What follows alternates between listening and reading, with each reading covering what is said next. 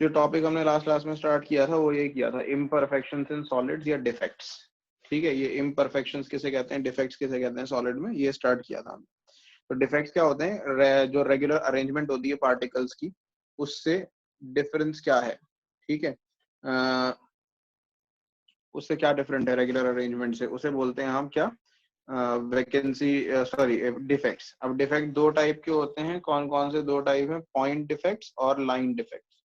ठीक है, point defects वो होते हैं जो एक सिंगल पॉइंट पे रेगुलर अरेंजमेंट में डिस्टर्बेंस हो, और लाइन डिफेक्ट्स वो होते हैं जिसमें पूरी की पूरी लाइन, एक रो, एंटायर रो जो है क्रिस्टल लैटिस की, वो गायब है या एक्स्ट्रा है, या उसके अंदर डिफरेंट एटम्स हैं जो होने चाहिए वो एटम्स नहीं है, तो वो सब लाइन डिफेक्ट्स हो जाएंगे। पॉइंट डिफेक्ट्स को फर्दर क्लासिफाई किया गया है तीन कैटेगरी के अंदर। कौन कौन सी तीन कैटेगरी है, स्टीशियोमेट्रिक डिफेक्ट, दूसरा इम्प्योरिटी डिफेक्ट्स, और तीसरा नॉन स्टीशियोमेट्रिक डिफेक्ट्स। ठीक है, स्टीशियोमेट्रिक डिफेक्ट्स क्या होते हैं वो समझिए पहले। स्टीशियोमेट्रिक डिफेक्ट्स हैं ऐसे डिफेक्ट जो मेटल की स्टीशियोमेट्री को डिस्टर्ब नहीं करेंगे।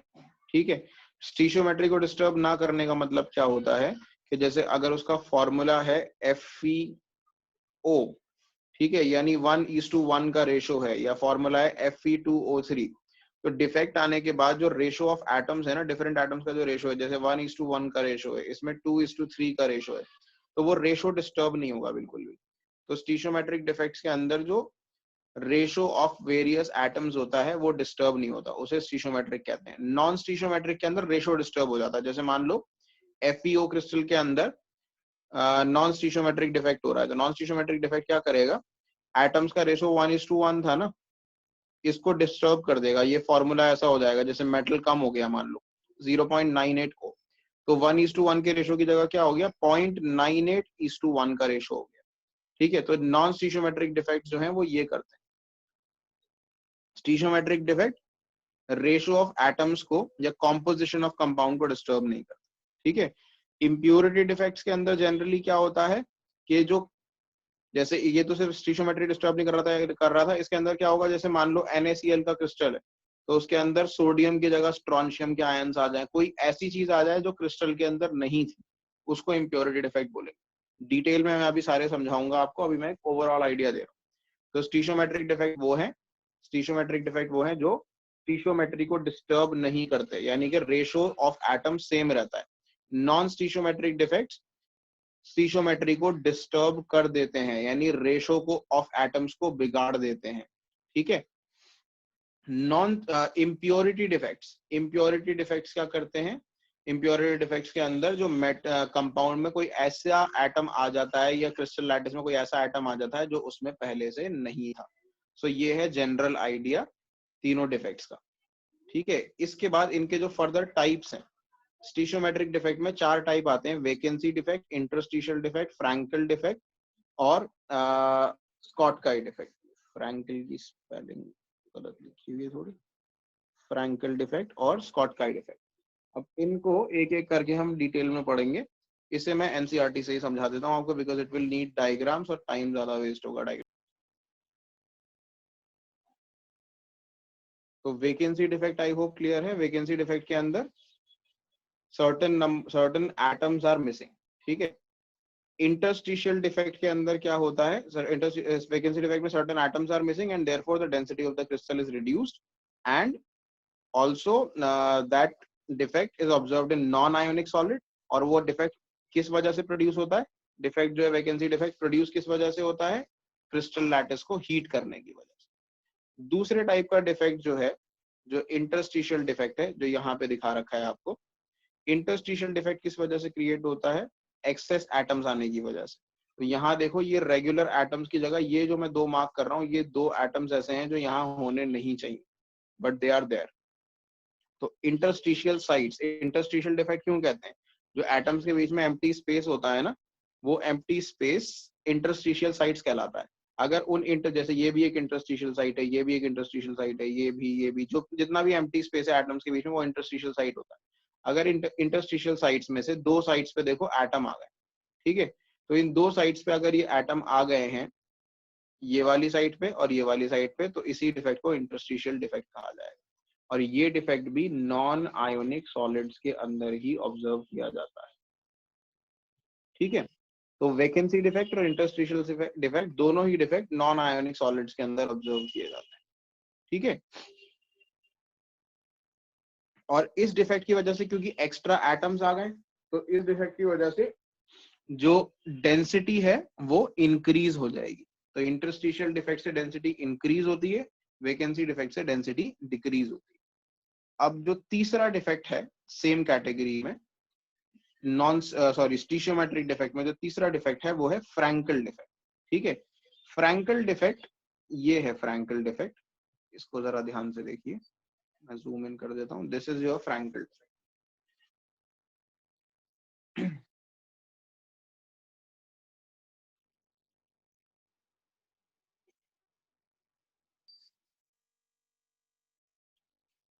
तो फ्रैंकल डिफेक्ट के अंदर क्या होता है, पहली बात ये आयोनिक सॉलिड्स में ऑब्जर्व किया जाता है।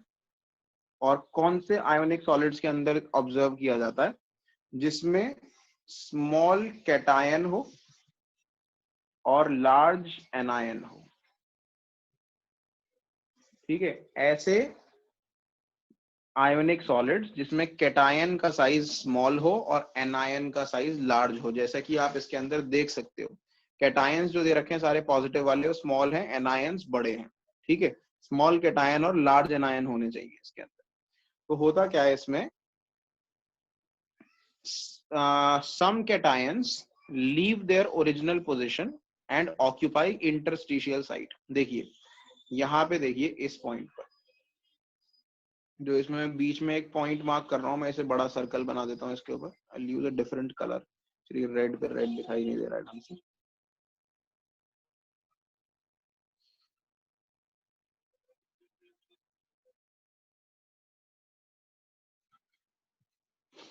हाँ, तो ये देखिए ब्लू से अब आपको ये दिखाई दे रहा होगा, ये जो मैंने सर्कल किया है यहाँ पे एक कैटायन होना चाहिए था। इस पॉइंट पर एक कैटायन होना चाहिए था, लेकिन एक प्लेन पिंक कलर का व्हाइट कलर का बॉक्स बना हुआ है। तो यहाँ का कैटायन कहाँ गया, देखो यहाँ का कैटायन ये रहा।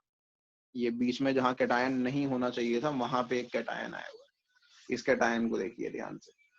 तो कैटायंस अपनी ओरिजिनल पोजीशन छोड़कर इंटरस्टिशियल साइट्स पे चले जाते हैं। ठीक है, तो एक कैटायन अपनी ओरिजिनल पोजीशन छोड़ के इंटरस्टिशियल साइट पे चला गया, तो इससे दोनों डिफेक्ट क्रिएट होते हैं।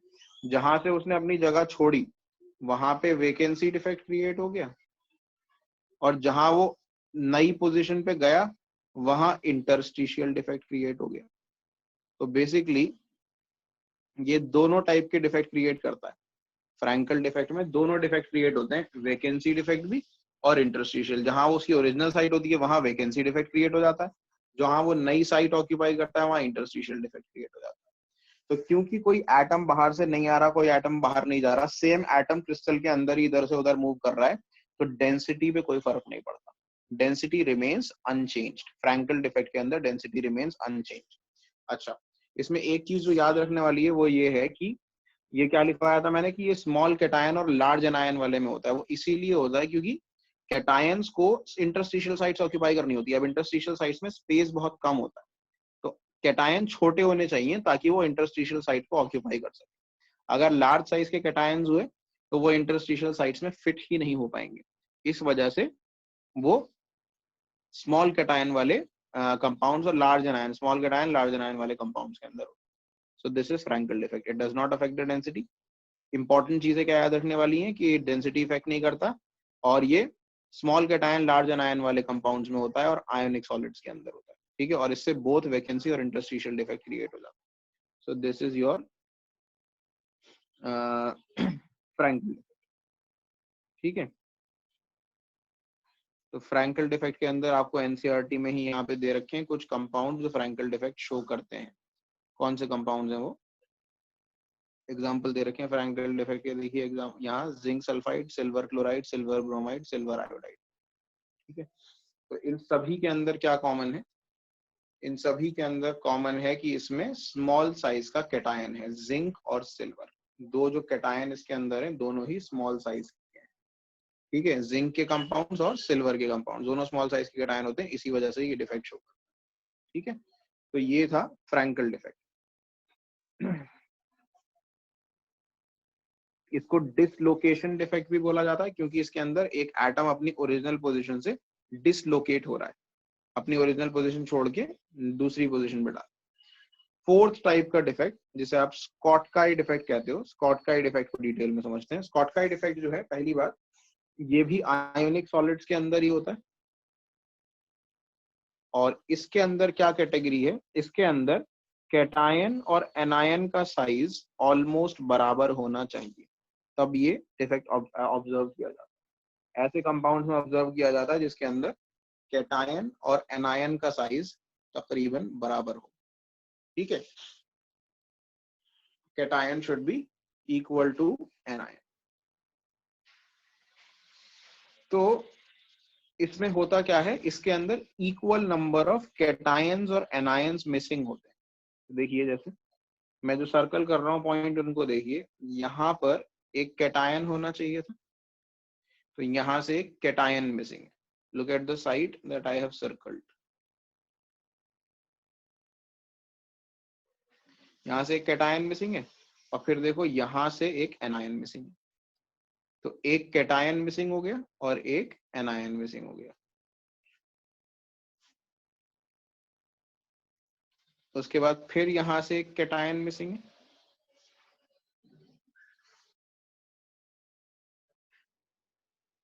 और यहाँ से एक एनायन मिसिंग है।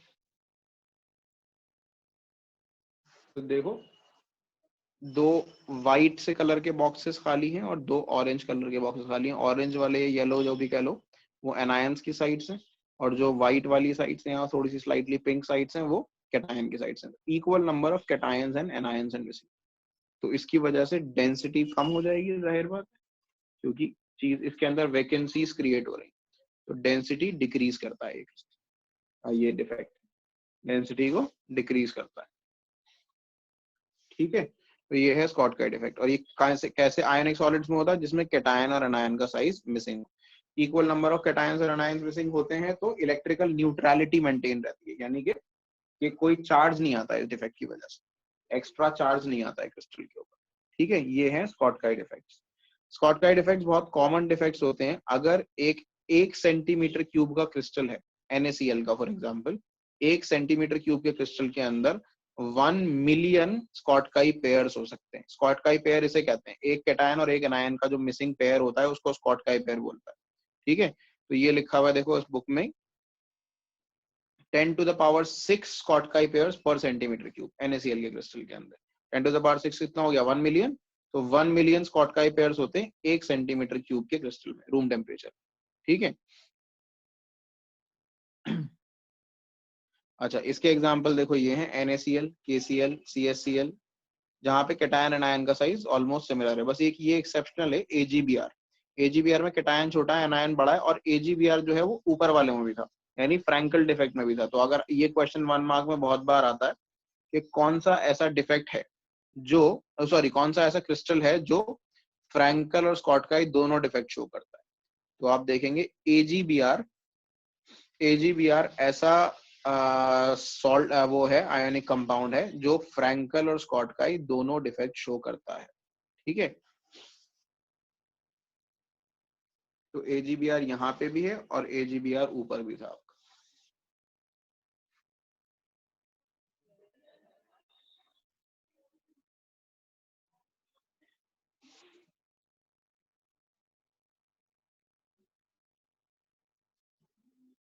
तो इम्प्योरिटी डिफेक्ट्स में क्या हो रहा है, NaCl के क्रिस्टल के अंदर स्ट्रोंशियम 2+ के आयन्स आ रहे हैं, 2Na+ रिमूव करके एक स्ट्रोंशियम 2+ आयन आ गया, तो एक जगह जो है इम्प्योरिटी क्रिएट हो गई, ये इम्प्योरिटी क्रिएट हो गई, और यहाँ पे एक वेकेंट साइट रह गई, तो वैकेंसी डिफेक्ट भी क्रिएट करता है। ठीक है, this is what impurity defects are.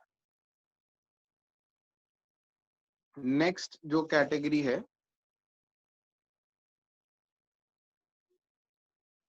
वो है non stoichiometric defect. Impurity defects आ गए, उसके बाद है नॉन स्टीशियोमेट्रिक डिफेक्ट्स। तो नॉन स्टीशियोमेट्रिक डिफेक्ट्स के अंदर दो हैं, मेटल एक्सेस और मेटल डेफिशिएंसी। ठीक है, मैं पहले मेटल डेफिशिएंसी समझा देता हूँ, फिर मेटल एक्सेस समझाऊंगा। तो मेटल डेफिशिएंसी में आपको ऐसे ही समझा देता हूँ यहाँ पर ही। मेटल डेफिशिएंसी डिफेक्ट के अंदर क्या होता है, देखिए, मान लीजिए FeO का क्रिस्टल है, ठीक है, नॉन स्टीशियोमेट्रिक डिफेक्ट है, तो ये क्या करेंगे, ये मेटल की स्टीशियोमेट्री को डिस्टर्ब करेंगे, ये सॉरी कंपाउंड्स की स्टीशियोमेट्री को डिस्टर्ब करेंगे। स्टीशियोमेट्री डिस्टर्ब करने का मतलब उनके अंदर जो रेशो होगा एटम्स का उसे डिस्टर्ब करेंगे। तो FeO का क्रिस्टल है, तो इसका मतलब रेशो जो है आयरन टू ऑक्सीजन वो क्या है, 1:1। तो होता क्या है, जब आयरन ऑक्साइड का क्रिस्टल बन रहा होता है ना, तो आयरन ऑक्साइड का जब ये कंपाउंड या मॉलिक्यूलर सॉरी आयनिक सॉलिड जब ये बन रहा होता है, तो इसके अंदर क्या होता है कि इसमें Fe2+ आयन है और O2- आयन है। मान लो Fe2+ के 100 आयन्स हैं और O2- के भी 100 आयन्स हैं, ठीक है। तो कुछ Fe2+ आयन्स को Fe3+ आयन्स डिस्प्लेस कर देते हैं। कैसे? मान लो इसमें से Fe2+ वाले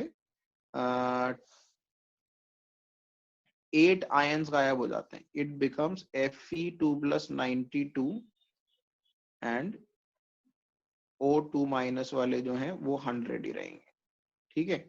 तो अगर 8 आयन्स गायब हो गए तो चार्ज कितना गायब हुआ? 8 नहीं, ऐसा करते हैं इवन नंबर में लेते हैं, 7 आयन्स गायब हो गए, 93 बचे।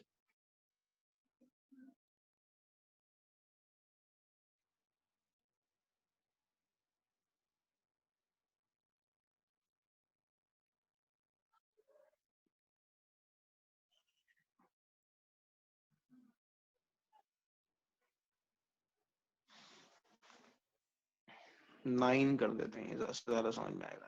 9 Fe2+ आयन्स इसमें से कम हो गए, ठीक है। 9 2+ आयन्स पे कितना चार्ज होगा?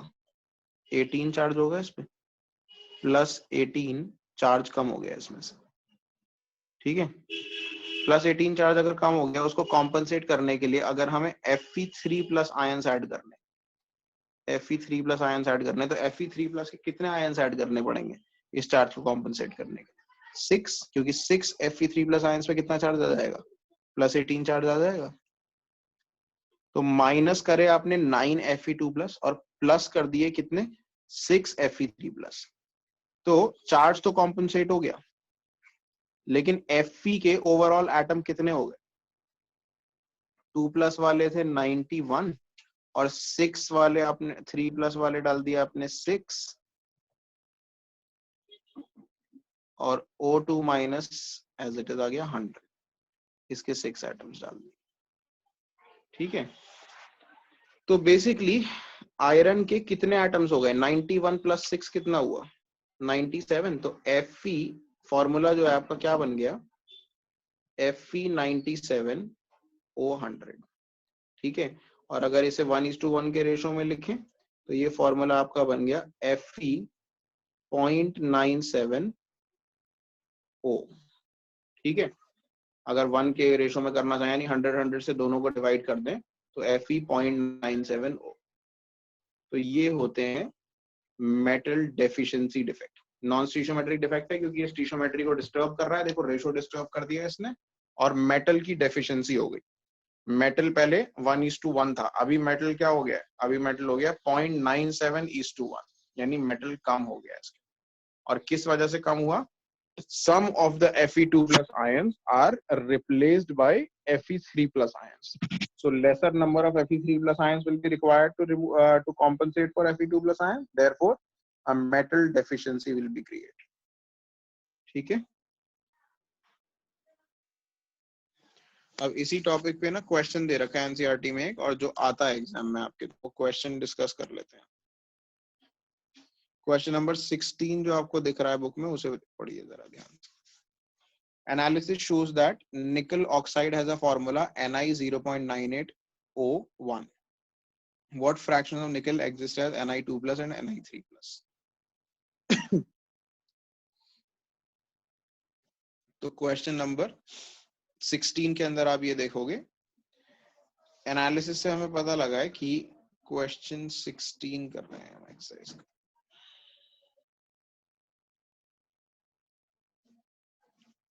क्वेश्चन 16 में लिखा है कि हमारे पास, सॉरी,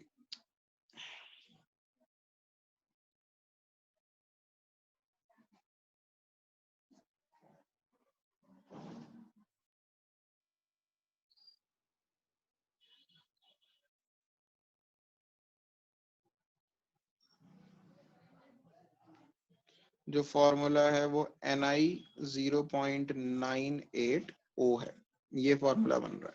ठीक है, तो इसमें से आपको बताना है Ni2 plus fraction of Ni2 plus and Ni3 plus बनाना है आपको। तो ये इसी वजह से क्रिएट हुआ होगा डिफेक्ट, क्योंकि Ni2 प्लस के आयंस को Ni3 प्लस के आयंस ने रिप्लेस करा होगा। तो आपको ये फ्रैक्शन बताना है कितने Ni2 प्लस के आयन है और कितने Ni3 प्लस के आयन। तो आप अज्यूम कर लो, let the number of Ni3 plus ions is equals to X. So the number of Ni2 plus ions कितने हो जाएंगे? टोटल Ni के आयन कितने हैं? 0.98। तो Ni2 के कितने हो जाएंगे? 0.98 माइनस X। 2 प्लस और 3 प्लस मिला के है ना 0.98। तो अगर 3 प्लस वाले X हो गए तो 2 प्लस वाले कितने हो गए? 0.98 माइनस X हो गए। अब हमें पता है कि charge on cation charge on anion के बराबर होता है। Charge on cation is equal to charge on anion. तभी तो ये डिफेक्ट एग्जिस्ट करता है कि कैटायन पे एनायन के, कैटायन और एनायन के ऊपर जो चार्ज है उसे बराबर करना है, इसीलिए ये डिफेक्ट एग्जिस्ट करता है। तो charge on cation is equal to charge on anion. Charge on cation कैसे लिखेंगे आप? देखो, Ni3 प्लस वाले यानी +3 वाले कितने एटम्स हैं? X एटम्स है। तो +3 इंटू एक्स, 3 इंटू एक्स हो गया 3x। और 0.98 माइनस एक्स वाले, सॉरी +2 चार्ज वाले कितने एटम्स हैं? +2 चार्ज वाले हैं 0.98 माइनस एक्स। ठीक है, +3 चार्ज वाले हैं x और +2 चार्ज वाले हैं कितने? 0.98 माइनस एक्स। तो सारे चार्ज को हमने ऐड कर दिया। और ऑक्सीजन पे कितना चार्ज होता है? 2 होता है। माइनस प्लस लगाने की जरूरत नहीं है इसके अंदर, बस चार्ज की क्वांटिटी लिखनी है। ऑक्सीजन के कितने एटम्स हैं? 1। ठीक है, यहाँ कुछ नहीं लगा हुआ था, इसका मतलब 1 है ना ऊपर। 0.98 और ऑक्सीजन के 1 एटम्स है। तो charge on cation charge on anion को इक्वल कर दिया। चार्ज ऑन कैटायन, दो कैटायन से आपके +3 वाले x थे और +2 वाले कितने थे? 0.98 माइनस एक्स। तो चार्ज को नंबर ऑफ एटम से मल्टीप्लाई किया, यहाँ पे भी चार्ज को नंबर ऑफ एटम से मल्टीप्लाई किया। सो this is how you will obtain value of x। तो x की वैल्यू यहाँ पे क्या हो जाएगा? 3x 2 इंटू 0.98 हो जाएगा कितना? 16 2 9 18 19 1.96 minus 2x equal to 2। तो x equal to 2 minus 1.96, x की वैल्यू आ गई 0.04। तो अगर x की वैल्यू 0.04 आ गई तो इसका मतलब आपको x किसके बराबर था? Ni3 प्लस के आयंस के, वो आपको बता देते हैं। Therefore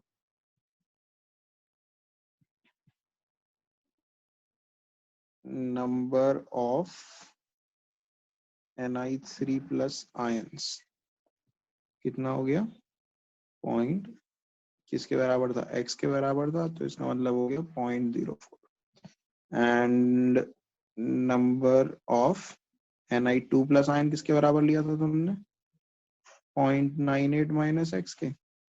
0.98 minus x equal to क्या हो गया? 0.98 में से माइनस कर दो 0.04, तो ये आ गया 0.94। लेकिन आपको नंबर नहीं बताना है, आपको फ्रैक्शन बताना है। फ्रैक्शन ऑफ Ni3 प्लस और फ्रैक्शन ऑफ Ni2 प्लस क्या होता है? तो फ्रैक्शन का मतलब क्या है? टोटल में से कितना है। तो fraction of Ni3 plus, Ni3 plus का फ्रैक्शन क्या हो जाएगा? Ni3 प्लस के आयन 0.04 थे और टोटल आयन कितने थे निकल के? 0.98। तो ये फ्रैक्शन आ जाएगा। जो भी डिवाइड करके आंसर आएगा डेसिमल में वो लिख देना। ऐसे ही आपको निकालना है फ्रैक्शन ऑफ Ni2 प्लस। तो Ni2 प्लस के जितने आयंस आपने निकाले हैं, कितने निकाले हैं? 0.94 निकाले हैं, डिवाइडेड बाय उसे भी 0.98 से डिवाइड कर दो। तो ये भी डिवाइड करके जो आंसर आएगा वही आपका वैल्यू हो जाएगी। ठीक है, तो यहाँ जो दो आपके आंसर आएंगे वो फ्रैक्शन हो जाएंगे Ni2 प्लस और Ni3 plus. This is simply your answer. ठीक है, तो नॉन स्टीशियोमेट्रिक डिफेक्ट जो हम कर रहे थे उसमें से हमने एक कर लिया मेटल डेफिशिएंसी डिफेक्ट। इसका न्यूमेरिकल भी देख लिया हमने कैसे किस तरह का न्यूमेरिकल क्वेश्चन आता है इसके ऊपर। कि इसमें होता क्या है बेसिकली, एक लार्ज हाई वैलेंसी वाले आयंस लो वैलेंसी वाले आयंस को रिप्लेस कर देते हैं, जिसकी वजह से मेटल डेफिशिएंसी क्रिएट होता है। ठीक है,